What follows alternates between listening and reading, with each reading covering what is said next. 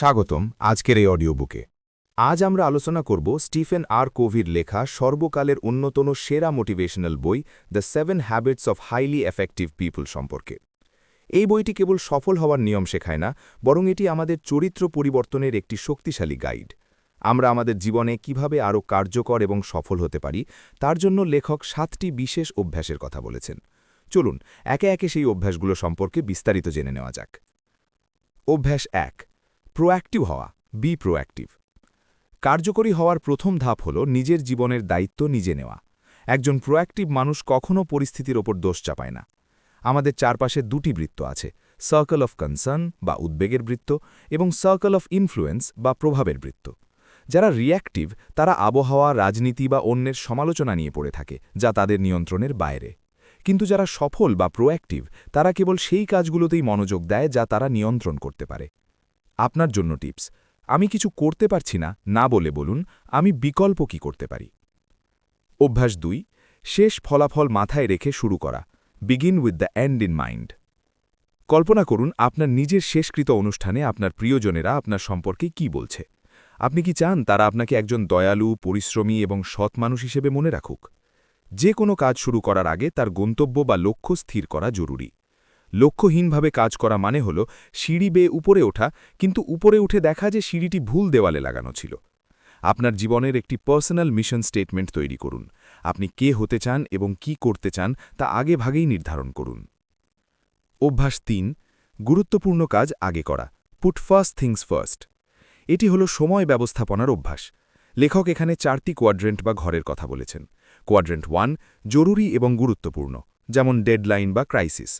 Quadrant 2, জরুরি নয় কিন্তু গুরুত্বপূর্ণ, যেমন পরিকল্পনা, সম্পর্ক উন্নয়ন, শিক্ষা। কোয়াড্রেন্ট 3, জরুরি কিন্তু গুরুত্বপূর্ণ নয়, যেমন অন্যের ফোনের কল বা অপ্রয়োজনীয় ইমেল।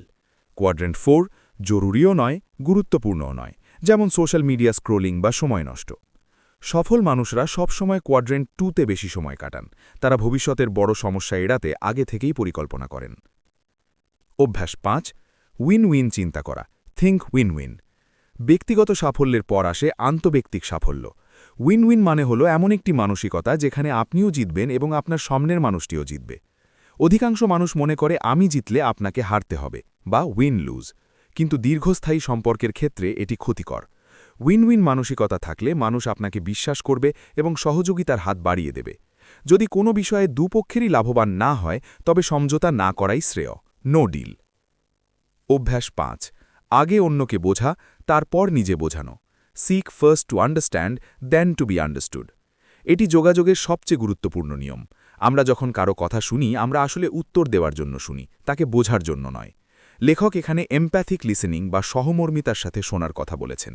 আপনি যখন অন্যের দৃষ্টিভঙ্গি মন দিয়ে শুনবেন তখন সে আপনার প্রতি শ্রদ্ধাশীল হবে এবং আপনার কথাও গুরুত্ব দিয়ে শুনবে। আগে মানুষের সমস্যা বা মনের কথা বুঝুন, তারপর আপনার সমাধান বা মতামত দিন। অভ্যাস 6, সিনার্জি বা সম্মিলিত শক্তি। সিনার্জি মানে হল একের অধিক একের যোগফল 2 নয়, বরং 11 হওয়া। অর্থাৎ যখন 2 বা ততোধিক মানুষ একসাথে কাজ করে তখন তারা এমন কিছু অর্জন করতে পারে যা একা করা সম্ভব ছিল না। ভিন্ন ভিন্ন মানুষের চিন্তাভাবনা এবং শক্তিকে সম্মান করুন। অন্য কেউ আপনার চেয়ে আলাদাভাবে চিন্তা করছে মানেই সে ভুল নয়, বরং তার কাছে নতুন কোনো সমাধান থাকতে পারে। সম্মিলিত প্রচেষ্টাই বড় বড় সাফল্যের চাবিকাঠি। অভ্যাস 7, নিজেকে ধারালো করা।